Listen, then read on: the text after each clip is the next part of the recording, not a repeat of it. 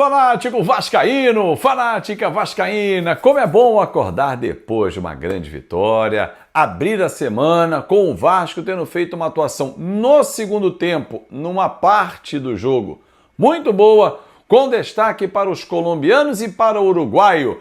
Vamos falar sobre tudo isso e muito mais, claro, tem a estreia do Campeonato Brasileiro com a volta dos titulares, reforços que já vão ficar à disposição do Diniz, então o café está repleto de informações e opinião para a gente debater aqui.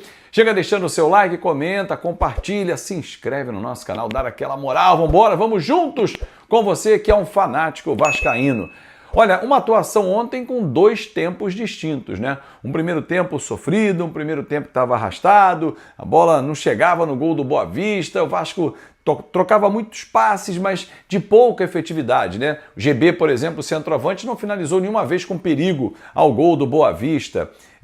Os meias se aproximavam um pouco da área, mas tinha um jogador, aliás, três. Fusato, estava se destacando, ligado nos contra-ataques, né? Saindo do gol, teve uma bola que ele saiu nos pés do jogador do Boa Vista. O Andrés, que até os 25, 30 do primeiro tempo estava tentando pela esquerda fazer uma fumaça, e o Johan Rojas, esse comandando o meio-campo, fazendo trocas de passes, associando de um lado do campo, do outro, buscando o ataque, mas a coisa não fluía. Até que, no minuto final praticamente do jogo, o Pomita, né, fez o gol e deu aquele alívio, né? O Vasco abriu o placar no primeiro tempo e tal, foi para o intervalo. O que a gente esperava? Bom, no segundo tempo o Vasco vai ser dominante.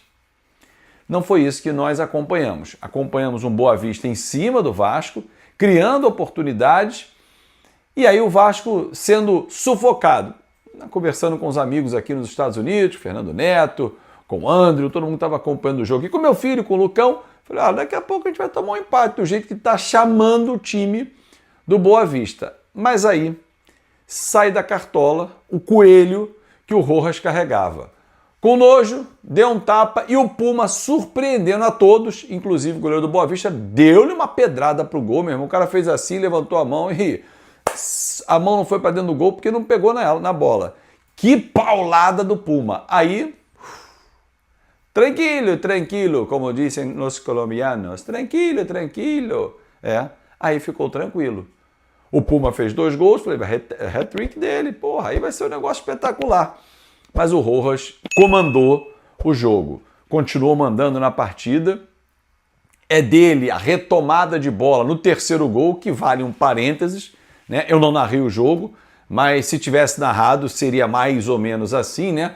Bola lançada pelo goleiro do Boa Vista, recuperou o Rojas, rápido, tocou no Andrés Gomes, está fora do gol de cobertura, casaca! Golaço do Andrés Gomes, o colombiano, que fez um gol que Pelé não marcou. Não, peraí, Azevedo, Pelé não marcou, foi mais de trás. Mas teria me empolgado na narração do gol e o Andrés Gomes meteu um golaço consciente, porque ele olha o goleiro. A imagem é muito clara. Quando o Rojas recupera e serve o Andrés na intermediária de ataque, ele olha para o goleiro, ajeita o corpo e por cima dele, um golaço. Aí 3-0, acabou o jogo. Sentamos na vantagem e aí administramos.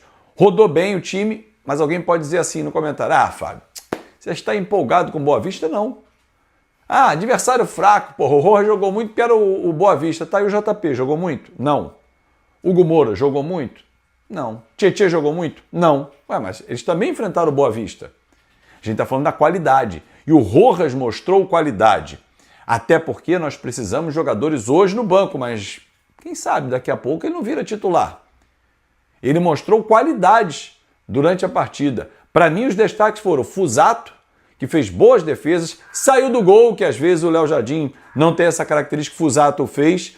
Puma Rodrigues pelos 2 gols, pela presença de área, por avançar, chegar ao ataque. Aliás, terminou e começou a temporada melhor que os 2 laterais nossos, tanto na direita o Paulo Henrique, como também na esquerda o Lucas Piton. O Andrés Gomes, um salseiro até os 30 do segundo tempo, depois do primeiro tempo. No segundo tempo fez também aquela correria dele, um gol espetacular, mas para mim o craque do jogo chama-se Johan Rojas. O cara dominou as ações, leu bem o jogo, encurtou, chamou, o tempo todo domínio curto, drible de futsal, toque rápido, tocava e deslocava para receber, aparecia. Queria eu que ele tivesse feito um gol ontem. porque premiaria a atuação do Rojas. E aí o Vasco vai ganhando opções, né? Até porque vários titulares não estavam ontem em campo. Um começou, que foi o Piton, saiu. O Thiago Mendes veio do banco para o jogo. O Léo Jardim acabou não indo para o jogo, ponta de mãe de disposição. Enfim, momentos do jogo foram bons. Atuação, como um todo, Nova Iguaçu dei nota 4, 5, né? 6/7 pelas individualidades. Rojas, Andrés, Pumita e o próprio Fusato, que deixou uma péssima impressão contra o Atlético Mineiro, mas fez um grande jogo ontem lá em Bacaxá. Agora é o quê? Virar a página. Agora começa a competição de verdade. É Campeonato Brasileiro, quinta-feira, lá em São Paulo, diante do Mirassol, que sapecou o São Bernardo em 4-0, né? Time que vem bem desde o ano passado. O Vasco precisa atuar bem, ter um bom jogo. Não adianta meter 3 no Bacaxá e tomar 3 no Mirassol. O Vasco precisa ter regularidade. E isso cabe ao Fernando Diniz. Quinta-feira, provavelmente, ele já terá o Inestrosa e também o Brenner à disposição. O Brenner já fez exames, já treina hoje no Vasco da Gama, Inestrosa da mesma forma. E aí você dá dando qualidade ao elenco. Os titulares voltam. Léo Jardim, Paulo Henrique, Cuesta, que foi poupado ontem também. Robert Renan fez uma partida muito segura também. Lucas Piton, Barros, Thiago Mendes, Coutinho, Andrés. Quem na frente com o Nuno? Essa é uma incógnita. O GB fez um jogo muito ruim. Foi contra o Boa Vista. GB e JP, por exemplo, e Tietê, para mim, muito abaixo do time como um todo. Saldívia fez uma atuação boa também, bom registrar. Aliás, ontem no vídeo eu esqueci de citar dos estrangeiros, o Nuno. Pô, até o Luciano, meu amigo lá da Inglaterra, falou: Azevedo, e o Nuno? Eu falei: é verdade, rapaz, esqueci o Portuga. 8 estrangeiros nós temos no elenco. Mas quem vai ser do trio ali de ataque? Pode botar o Rojas com o Coutinho, jogar num 4-4-2, vai mexer na espinha dorsal, empurrar o Coutinho para um 4-2-3-1, Coutinho ser aquele cara por trás ali, mas quem vai ser esse 1? Não sei. Como é que vai fazer o Diniz? Já escala o Brenner de cara? Quero ler a sua opinião. Como é que você montaria o Vasco para a estreia contra o Mirassol? Na outra segunda-feira a gente pega o Madureira. Estamos em segundo no grupo, praticamente classificados para a fase quartas de final. Tem um time aí que está com uma dificuldade muito grande, que se não fosse a gente, inclusive, estaria já eliminado.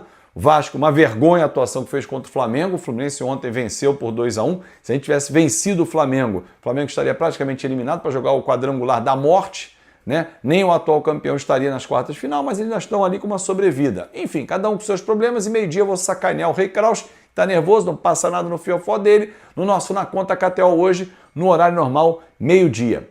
Mas Brenner e Inestrosa, à disposição do Diniz. Um deles já pode jogar na tua avaliação, já bota para jogar, insiste com o GB quinta-feira contra o Mirassol. Jogo difícil pra caramba lá em São Paulo. Quero ler a sua opinião e conto muito com a sua participação aqui no canal. É a sua casa, é o Fanático Vascaíno. Tenha uma excelente semana e muito obrigado pelo carinho. Calma, gente, eu tô voltando. Segunda-feira que vem, as narrações voltam ao dia a dia do nosso canal Fanático Vascaíno. Tá com saudade? Chegou até aqui? Então diz para mim, estou com saudade das narrações. E qual foi o jogo que você queria que eu tivesse narrado esses jogos todos aí que eu me ausentei? Tem algum jogo especial? Enfim, algum gol que você queria que eu tivesse narrado? Improvisei aqui o do Andrés. Grande abraço e até mais tarde. Moreira, like 87, um abraço de Brasília. E qual ela fala do meu Vascão. Operação do Ryan, enfim, concluída, agora em definitivo. O Vasco teria direito a mais ou menos. É que o dinheiro uma parte é à vista não, uma parte é fixa, uma parte em bônus, né? Mas o que eu posso contar é que o Vasco vai ficar com toda a sua parte praticamente à vista. O Vasco se acertou com uma instituição financeira, com um banco, e ele vai receber essa grana de forma antecipada. Por quê? Para que ele possa utilizar esse dinheiro sem que tenha que pedir mais dinheiro emprestado para Leila Pereira. É bem verdade que quando você faz um movimento desse, você teria grana para receber em 3 anos. Você antecipa para receber tudo à vista, o banco acaba cobrando uma taxa e fica com uma parte da sua grana.